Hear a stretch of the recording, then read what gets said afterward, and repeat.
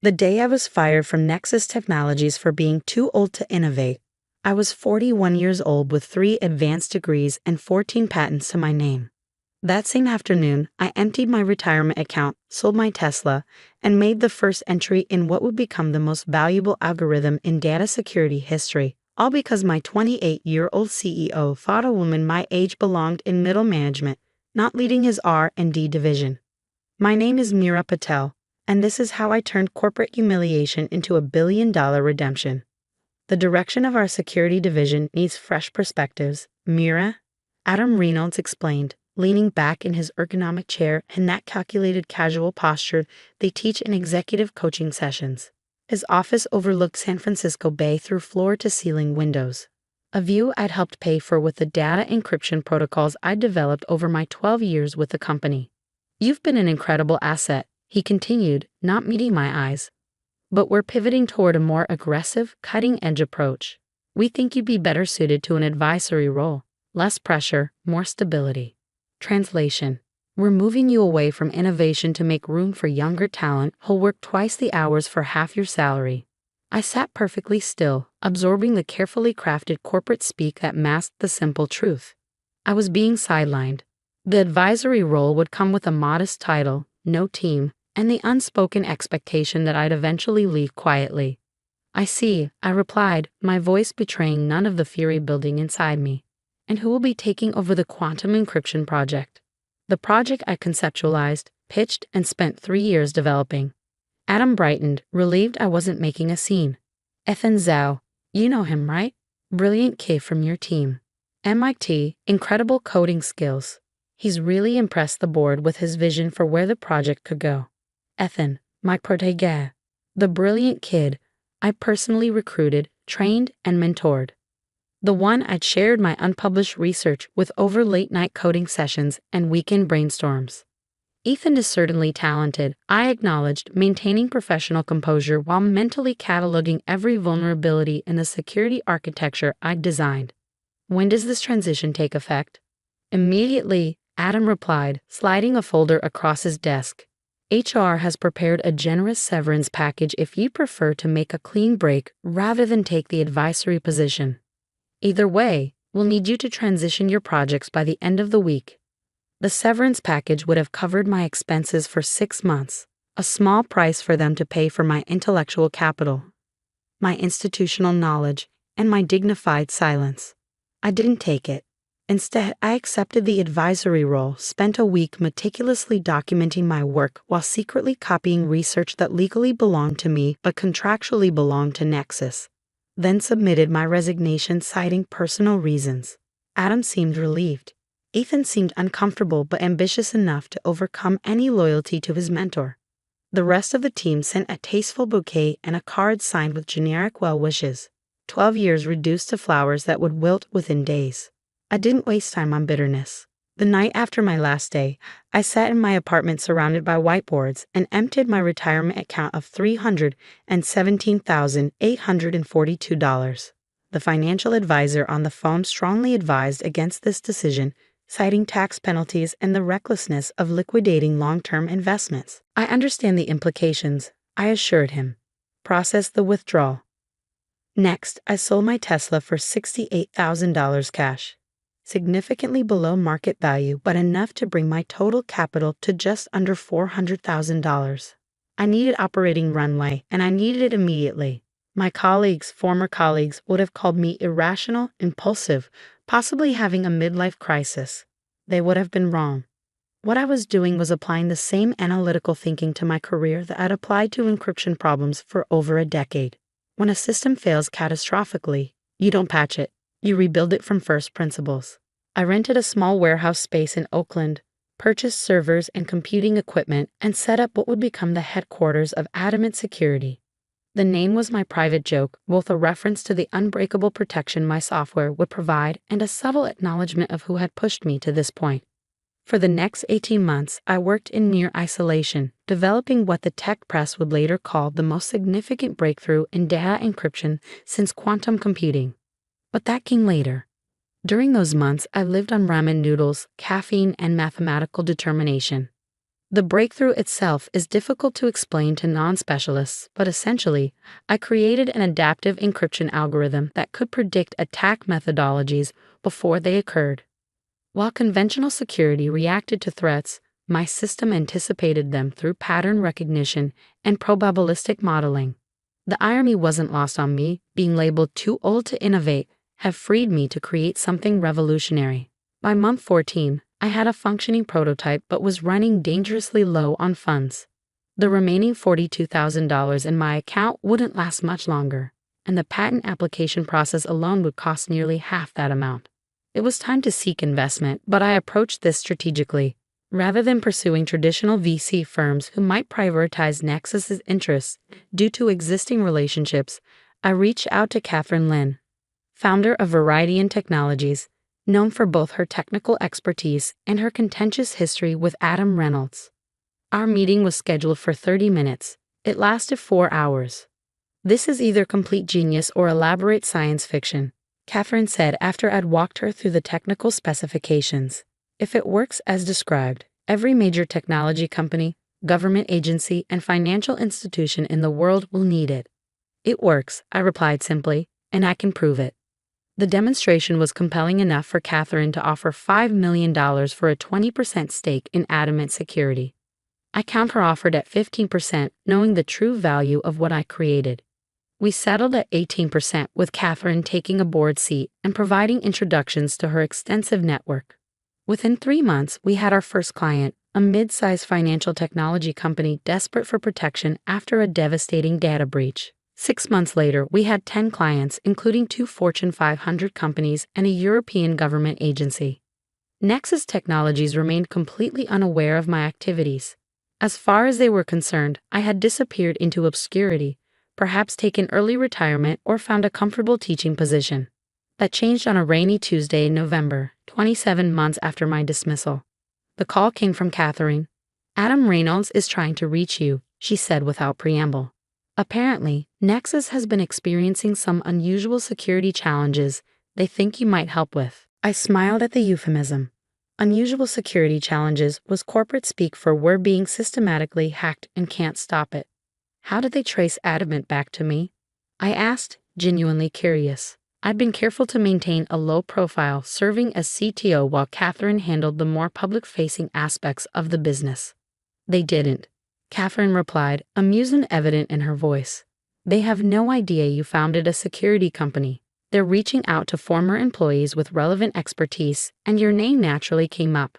Ethan Zayoff suggested they contact you." The perfect symmetry of the situation wasn't lost on me. The brilliant kid who had taken my position was now recommending they ask for my help. "What would you like me to do?" Catherine asked. I considered my options carefully. Vindictive satisfaction would be refusing the meeting, letting Nexus suffer the consequences of their decision. Strategic advantage would be taking the meeting, learning about their vulnerabilities, and using that knowledge to further refine Adamant's products. But there was a third option, one that would satisfy both personal and professional objectives. Set up the meeting, I decided. But not with Adam. I'll meet with their technical team only, and I'll require a comprehensive NDA that protects Adamant's interests. 2 days later, I walked into Nexus Technologies for the first time in over 2 years. The receptionist didn't recognize me. The security guard issued me a visitor badge, asking me to spell my name twice to get it right. In the conference room, I found Ethan Zhao and 3 security engineers I didn't recognize. Ethan had aged, not physically, but in the worn expression of someone carrying excessive responsibility. When he saw me, genuine relief washed over his face. "Dr. Patel," he said, standing to greet me. "Thank you for coming. We've been facing some complex challenges." "So I understand," I replied neutrally. "I've reviewed the NDA and am ready to proceed." For the next hour, they detailed the attacks Nexus had been experiencing, sophisticated, targeted breaches that somehow anticipated their defensive measures before implementation. Their quantum encryption project, my quantum encryption project, had stalled, hampered by conceptual limitations they couldn't overcome. "It's as if the attackers can see our security architecture from the inside," one engineer explained. "We change our protocols, and within hours, they've adapted." I nodded, saying little. asking precise questions that led them to reveal the full extent of their vulnerability. It was worse than I'd imagined. Not only was their security compromised, but the fundamental approach they'd taken after my departure was fundamentally flawed. "What's your assessment?" Ethan asked finally, the strain evident in his voice. "Your current security architecture is unsalvageable," I stated matter-of-factly. "You need to implement a predictive defense system rather than continuing with reactive measures." "Predictive defense? Is that even possible with current technology?" one of the younger engineers asked. "It is." I opened my laptop and displayed a simplified version of Adamant's system architecture. "This is what we've developed at Adamant Security." The room fell silent as they processed both the technical information and the revelation that their former colleague now led a competing security firm. "You founded a company?" Ethan asked, his expression a complex mixture of admiration and consternation. "I did," I confirmed. After identifying certain career limitations here, I decided to pursue independent research.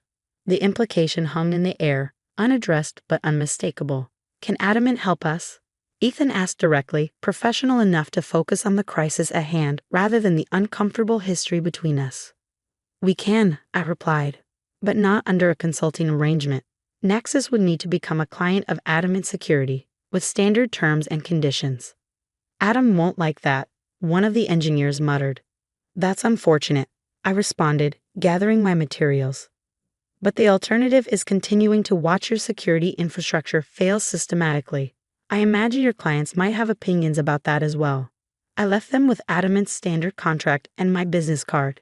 In the elevator, I allowed myself a small smile, not of vindication, but of professional satisfaction. I had built something valuable enough that the company that discarded me now needed my help. 3 days later, Adam Reynolds himself called. "Mira," he began, his voice carrying that forced warmth executives use when they need something. "I understand you've started a security company. Congratulations." "Thank you, Adam. What can I do for you?" "I've reviewed the proposal you left with our team," he continued. "While the technology seems promising, the terms are problematic for us. Perhaps we could discuss a more customized arrangement, maybe involving some equity exchange or even acquisition talks. Nexus has always valued innovation, as you know." The subtext was clear. He was offering to buy Adamant rather than become our client. It would allow Nexus to absorb my technology while saving face. "I'm afraid Adamant isn't for sale," I replied evenly. "Our standard client agreement remains our only offering to Nexus." "Mira." Adam's voice took on a harder edge. "Let's be practical. We both know there might be questions about the intellectual origins of Adamant's technology, given your previous work here." So there it was, the veiled threat. Imply potential IP litigation to force compliance. "That's an interesting perspective, Adam. Our attorneys have thoroughly documented the independent development of our technology, but I understand your concern. Perhaps it would be best if Nexus sought security solutions elsewhere." The silence on the line stretched for several seconds. "The client agreement," he finally said. "Send over the final version and we'll sign today." Nexus Technologies became Adamant Security's highest-paying client, implementing our system across their entire infrastructure. The attacks ceased within weeks. Their stock price, which had been declining due to security concerns, rebounded sharply. 6 months later, Catherine brought news that changed everything. "Google is interested in acquiring Adamant," she announced during our weekly strategy meeting. "Initial offer is $1.2 billion. The figure hung in the air between us, representing a validation I hadn't realized I still needed.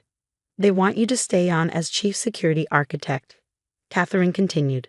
"5-year contract, full research budget, complete technical autonomy." I thought about the journey from the humiliation in Adam's office to building something valued at over $1 billion in less than 4 years. About emptying my retirement account and selling my car to fund a vision no one else could see. About proving, definitively and irrefutably, that innovation had nothing to do with age and everything to do with perspective. "Schedule the meeting," I told Catherine. "Let's hear what they have to say." The acquisition closed 3 months later at $1.4 billion. My share, after Catherine's stake and other minor investors, was just over $1 billion. The press release announced me as pioneering security researcher Dr. Mira Patel. who would lead Google's new advanced security division. On the day the acquisition was announced, I received a text message from Ethan. "You deserve better from us. Congratulations on building something remarkable." I appreciated his acknowledgement but found I no longer needed it. The validation I'd once sought from Nexus had been rendered irrelevant by what I built without them. 2 weeks later, attending a technology conference as one of the keynote speakers, I encountered Adam Reynolds in the hallway between sessions. His company badge identified him now as Strategic Advisor, the same role he'd once offered me. Corporate fortunes change quickly in technology.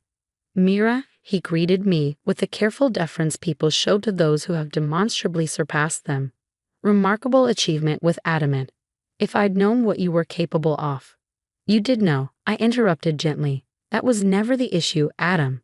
I left him there in the hallway, moving toward the stage where I would present Adamant's technology to an audience of industry leaders.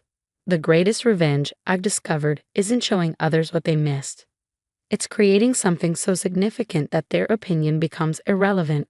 Every dismissal, every underestimation, every closed door became fuel for the determination that built Adamant.